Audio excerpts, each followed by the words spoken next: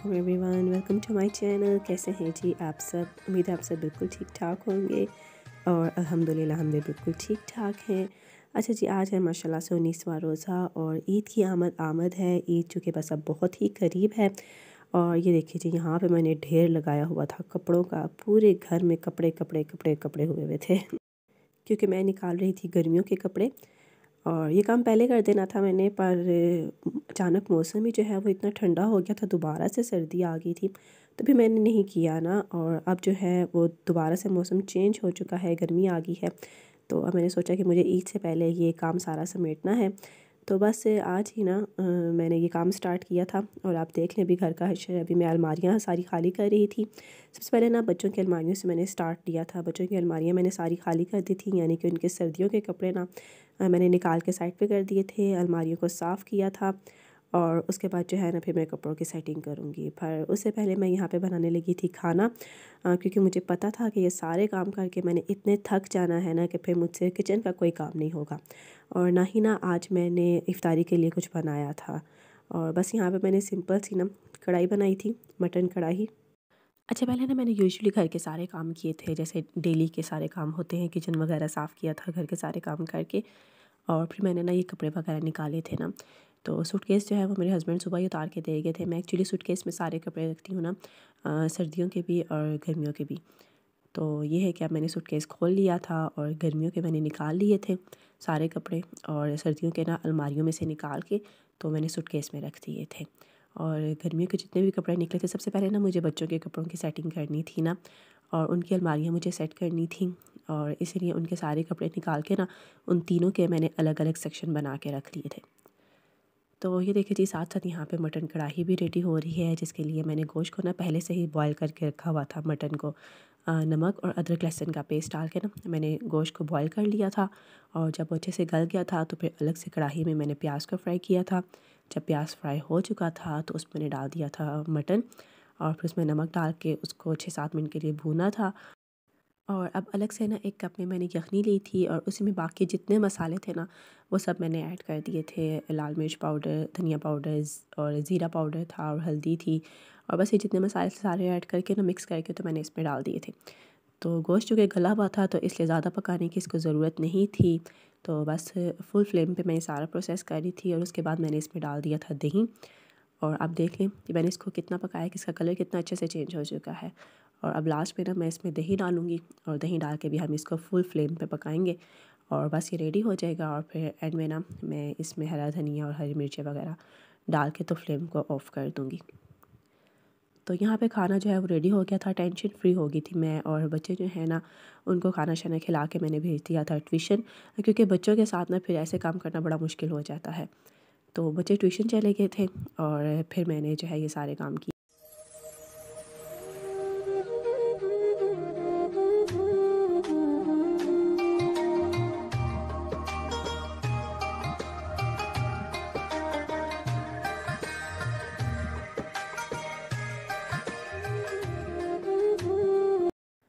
तो ये देखिए जी, यहाँ पे ना अब सबसे पहले मैं कर रही थी आयत के कपड़े सारे तय लगा रही थी ना। तो बताया था मैंने कि मैं बच्चों के सारे कपड़ों के ना अलग अलग सेक्शन बना लेती हूँ, मतलब आयत के सारे कपड़े अलग करके रख लेती हूँ, अर्शमान के अलग कर लेती हूँ, और समाविया के अलग कर लेती हूँ। इस तरह ना फिर मुझे बहुत आसानी हो जाती है कपड़ों को तय लगाने में। और अभी आप देख लें, आयत के भी जितने कपड़े मैंने अलग करके रखे थे ना, उन सब को ना मैं अलग अलग तय लगाऊंगी। यानी कि उसके फैंसी कपड़े अलग तय लगा के रखूँगी, लॉन के जो ड्रेसेस है वो अलग रखूँगी, टी शर्ट्स को सब अलग करूँगी, और ऐसे ही पजामे, पैंट्स, शॉर्ट्स सब के अलग अलग ना सेक्शन बना के मैं रखूँगी। और फिर अलमारियों में भी ना मैं इसी तरह इसको सेट करूँगी। और फिर आज ही के दिन ना मुझे इन सब कपड़ों को प्रेस भी करना था। मैं एक ही बार ना अर्शमान और समाविया दोनों के कपड़े जो होते हैं ना उनको प्रेस करके रख लेती हूँ।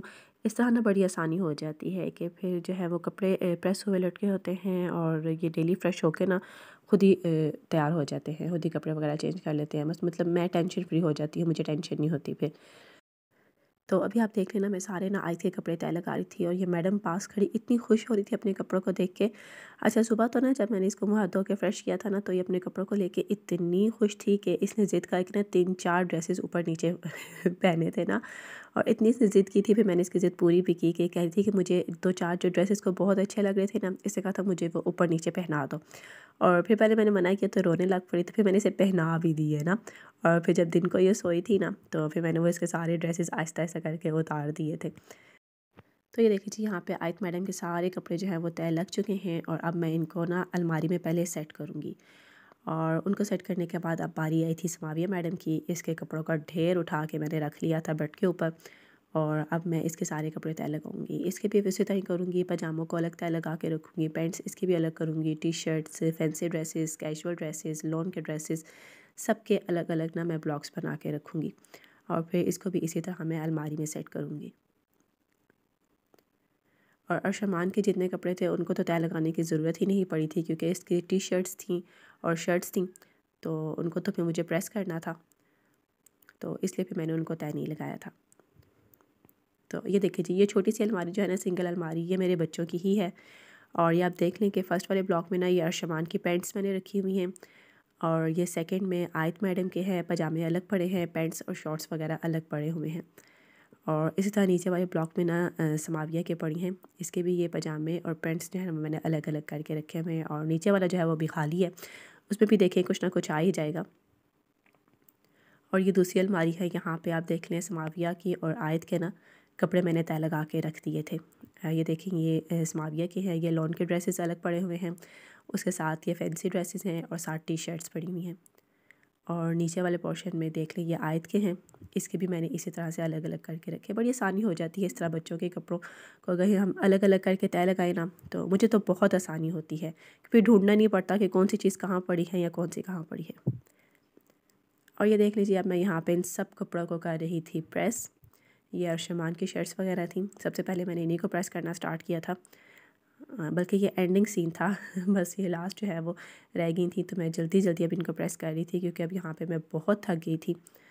कहने को तो एक छोटी सी वीडियो बनाई थी, पर ये काम इतना ज़्यादा था, जाहिर सी बात है सभी हाउसवाइफ सभी मदर्स करती हैं, सबको पता होता है कि कितना वो थका देने वाला काम होता है ये।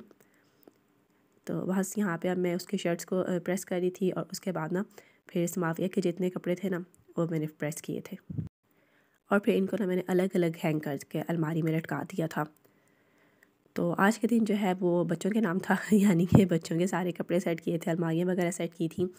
और कल इंशाल्लाह ताला जो है मैं अपने और अपने हस्बैंड के सारे कपड़े सेट करके रखूँगी।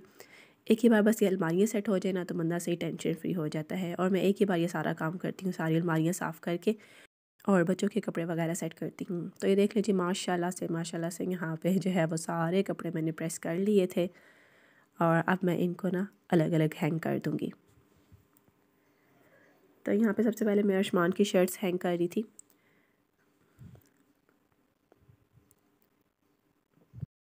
और अरशमान जो है वो इनको देख के इतना खुश हुआ था कि मम्मा थैंक गॉड आपने मेरे सारे कपड़े प्रेस करके रख दिए हैं, अब डेली मेरा जो दिल करेगा मैं वही जो है वो शर्ट या कपड़े निकाल कर पहनूँगा। मेरे बच्चों में एक आदत है ना, मेरी पसंद के कपड़े नहीं पहनते हैं, वो अपनी पसंद के कपड़े पहनते हैं ना, मतलब डेली ना जब फ्रेश होते हैं ना स्कूल से आकर, तो मैंने कहती हूँ ना कि ये सूट पहन लो, अरशमान या समाविया दोनों को, तो दोनों नहीं पहनते ना, तो फिर ये है कि अपनी चॉइस करते हैं कि आज हम ये वाले कपड़े पहनेंगे, आज हम ये वाले कपड़े पहनेंगे। तो ये थी जी माशाल्लाह से अरशमान की शर्ट्स, जिनको ना मैंने हैंग कर दिया था, और अब मैं इन्हें अलमारी में लटका दूँगी। और इसके बाद जो है ना जितनी टी शर्ट्स थी ना इसकी, उनको भी इसी तरह हैंग करके मैंने अलमारी में लटका दिया था, और फिर समाविया के भी ऐसे कर दिए थे। और नेक्स्ट डे इंशाल्लाह ताला ना मुझे अपने कपड़ों की सेटिंग करनी है और अपने हस्बैंड के कपड़ों की सेटिंग करनी है, वो भी मैं इसी तरह से करती हूँ ना। अपने हस्बैंड के भी एक ही बार ना जो है 8-10 सूट निकाल के उनको मैं प्रेस करके रख देती हूँ, और अपने भी मैं इसी तरह करती हूँ, ताकि डेली यूजेस में ना चेंज करने हों तो फिर टेंशन नहीं होती। तो ये तो जी सारे डेली यूजेस के समर ड्रेसेस थे बच्चों के, जिनको मैंने प्रेस करके हैंग कर दिया था। अभी इसके अलावा मुझे इनकी जो ईद के ड्रेसेस हैं उनको भी इसी तरह से प्रेस करना है, और वो मैंने कहा था बाद में कर लूँगी, पहले मैं ये काम ख़त्म कर लूँ तो फिर ईद के ना मैं अलग से कर लूँगी। और माशाल्लाह से इनकी ईद की शॉपिंग जो है वो कंप्लीट हो चुकी है, वो भी मैं आपके साथ शेयर करूँगी। बच्चों के लिए क्या क्या लिए है, अपने लिए क्या क्या लिए है। मेरे 1-2 सूट जो है ना वो बस टेलर के पास हैं, सिलने के लिए गए हुए हैं, अल्लाह खैर करे देखें आ जाएंगे तो फिर मैं आपके साथ शेयर करूँगी पूरी शॉपिंग। तो ये था जी आज का सिंपल सा छोटा सा व्लॉग। उम्मीद है आपको अच्छा लगा होगा। अगर अच्छा लगता है तो प्लीज़ ज़रा जो है सब्सक्राइब के बटन को प्रेस कर दिया करें, और उसके साथ साथ जो एक बेल का बटन होता है ना, उसे भी लाजमी प्रेस किया करें। और वीडियो अगर थोड़ी सी भी अच्छी लगे तो लाइक ज़रूर कर दिया करें, और एक अच्छा सा कमेंट भी किया करें ताकि मेरी थोड़ी सी हौसला अफजाई हो जाया करे। मिलते हैं एक और ज़बरदस्त से नेक्स्ट व्लॉग में। तब तक के लिए अपना बहुत ख्याल रखिएगा और मुझे अपनी दुआओं में लाजमी याद रखिएगा। खुदा हाफिज़।